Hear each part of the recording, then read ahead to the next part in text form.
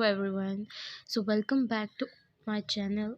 So today we will discuss about depressive disorders, जिसे हम आम ज़बानी डिप्रेशन भी कहा जाते हैं। आपने बहुत बार सुना होगा कि मैं बहुत ज़्यादा डिप्रेस्ड हूँ या मुझे बहुत डिप्रेशन है, और हम आजकल बहुत ज़्यादा लोगों में डिप्रेशन देखते हैं। सो हमें जानने के लिए कि हमें सच में डिप्रेशन है कि बस हम सैड हैं, तो उसके लिए एक क्राइटेरिया सेट किया गया है DSM-5 से। तो क्राइटेरिया सेट किया गया है मेजर डिप्रेसिव डिसऑर्डर का।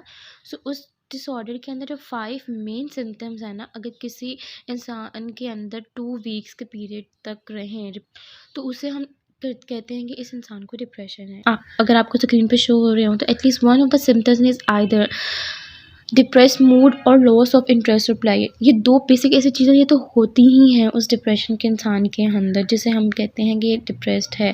डिप्रेस मूड रहना all of the time every day 2 week तक लगातार आपका डिप्रेस मूड रहे, और लॉस ऑफ इंटरेस्ट और प्लाई, आपको किसी चीज़ में खुशी नहीं मिलती, इंटरेस्ट नहीं है आपका। सो इन चीज़ों को हम इंक्लूड करते हैं कि भाई इस इंसान को डिप्रेशन है।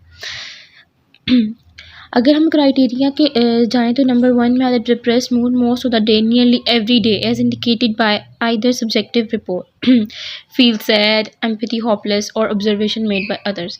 तो अगर यही देखें कि जैसे मैं आपको बता चुकी हूँ कि डिप्रेस्ड मूड रहता है, जैसे कि अगर हम अमूमन तौर पे नोट करते हैं कि आप सैड हो रहे होते हैं, आपका डिप्रेस्ड होता है, आपका किसी काम दिल नहीं चाह रहा होता, आप फील करते हैं पूरा के पूरा दिन डिप्रेस्ड रहना, एवरी डे डिप्रेस्ड रहना। सो इस चीज़ को हम ये फर्स्ट क्राइटेरिया आता है, ठीक है।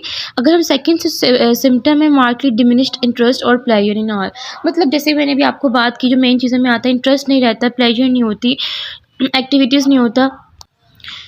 देखा होगा आपने, हम जो लोग डिप्रेस्ड होते हैं या वैसे ही आपका कभी दिल नहीं कर रहा होता ना इंटरेस्ट लेने का, ना दोस्तों के पास जाने का, तो इस आपका वेट लॉस होने लग जाता है।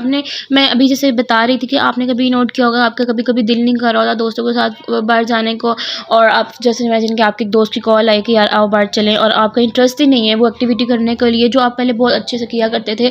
ना आपका पढ़ाई में दिल लग रहा है, ना आपको इंटरेस्ट होना, ना आपको प्लेजर मिल रहा है, ठीक है।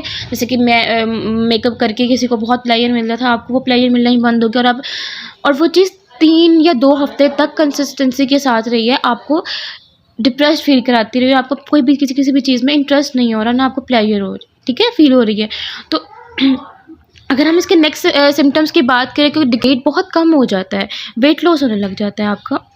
जैसे आप डाइटिंग भी नहीं कर रहे फिर भी आपका वेट लॉस होने लगे या वेट गेन हो जाता है। समटाइम 2 चीज़ हो जाती हैं, या तो वेट लॉस होने लग जाता है या वेट गेन हो जाता है, जबकि आप कुछ एफर्ट नहीं कर रहे, कि ना वेट लॉस करने के लिए एफर्ट कर रहे थे, ना आपने सोचा था कि मैं अपना वेट गेन करूँ, लेकिन आपका ये चीज़ होने लग जाती है, यानी कि आपकी फिजिक में प्रॉब्लम आने लग जाती है जो आपने नहीं सोची होती, ठीक है। आइसोमीनिया और हाइपोसमीनिया नियरली एवरी डे रहता है, और साइकोमोटर और रिटार्डेशन नियरली एवरी डेज रहती हैं। सो ये एक सिम्टम्स हैं और एक क्राइटेरिया है जो हम मोस्टली नोट करते हैं कि अगर ये 5 में से ये पाँचों चीज़ें या इनमें से 2 ही या 3 चीज़ें ही, स्पेशली 5 चीज़ें अगर एक इंसान में हैं, वो भी 2 हफ्ते तक रहती हैं, वो इंसान को डिप्रेशन करते हैं। डिमिनिश एबिलिटी टू थिंक और कंसंट्रेट नीली एवरी डे, आप किसी चीज़ में कंसंट्रेट कर पा रहे हो, स्टडीज़ में वो लोग ख़राब होने लग जाते हैं। जैसे कि मेरे पास एग्जांपल है कि अगर मैं एक स्टोरी के थ्रू बताऊं तो रिसेंटली एक लड़की थी जिससे मेरी बात हो रही थी, तो वो बता रही थी कि उसने रिसेंटली एक सैडनेस वाला एपिसोड से गुजरी है, जैसे कि उसका ब्रेकअप हो गया था। तो वो चीज़ उसके इतनी ज़्यादा वो करीब थी कि उसके बाद उस लड़की का कंसंट्रेट नहीं हो रहा था कहीं चीज़ पे। उसका GPA 3.6 था, 3.6 थे, वो लड़की 2.1 पे आ गई। सो उसका इंटरेस्ट नहीं था, वो प्लेजर नहीं, और एवरी टाइम वो डिप्रेस मूड में थी। वो चीज़ उसकी इतने माइंड पे असर कर चुकी है, तो हम इसमें लें तो उसका इंटरेस्ट ही नहीं हो रहा होता। रिक्वेंट थॉट्स ऑफ डेथ, मतलब आपको ना उस टाइम पे जब ये डिप्रेशन का अगर सेवेरिटी तक जाए ना, तो समटाइम्स ऐसा होने लग जाता है कि जिसको आप ट्रीट ना हो रहे हो, और समटाइम आपको सुसाइड के थॉट्स आने लग जाते हैं कि आपका ज़िंदगी से दिल उकता जाता है, आप इतने डिप्रेस रहने लग जाते हैं ना, क्योंकि आपका इंटरेस्ट नहीं है ना किसी चीज़ में। जब ज़िंदगी में आपका किसी चीज़ में इंटरेस्ट ही नहीं हो, तो आपको जब चीज़ बेकार लगने लग जाती है, आप कुछ कर नहीं रही और आपका किसी से कंसर्न नहीं है, तो आप डिप्रेस्ड फील कर रहे हो और आपको अंदर से अच्छी प्लेजर वाली फील नहीं आ रही, वो पॉजिटिविटी नहीं आ रही, तो फिर आपको वो उस जब ये चीज़ ज़्यादा होने लग जाए और वो तो फिर वो आपको समटाइम सुसाइड तक ले जाती है, आपको सुसाइडल थॉट्स आने लग जाते हैं। और और कभी भी सुसाइडल थॉट्स को सान नहीं लेना चाहिए, कभी भी। एक चीज़ हम हमेशा साइकोलॉजी में कहते हैं कि कभी भी सुसाइडल थॉट्स को सान नहीं लेना चाहिए, कि आपके सामने कोई इंसान ये भी कह रहा है ना कि उसको सुसाइडल थॉट्स आ रहे हैं, तो उसको सुनो लिटरली। कि सम टाइम ऐसा होता है कि हम उन लोगों को ध्यान नहीं देते और सच में वो सुसाइड कर जाते हैं। सुसाइडल थॉट्स बहुत मेजर थिंग्स होती हैं, तो उसको हमेशा आपको ध्यान रखना पड़ता है।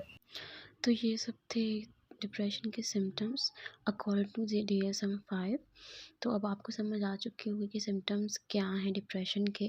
तो अगर आपको लगता है आपको या आपके किसी दोस्त को या किसी जानने वाले को ये सिम्टम्स हैं या उसे डिप्रेशन है, तो आप किसी अच्छे साइकोलॉजिस्ट से कांटेक्ट करें। So thank you for watching this video.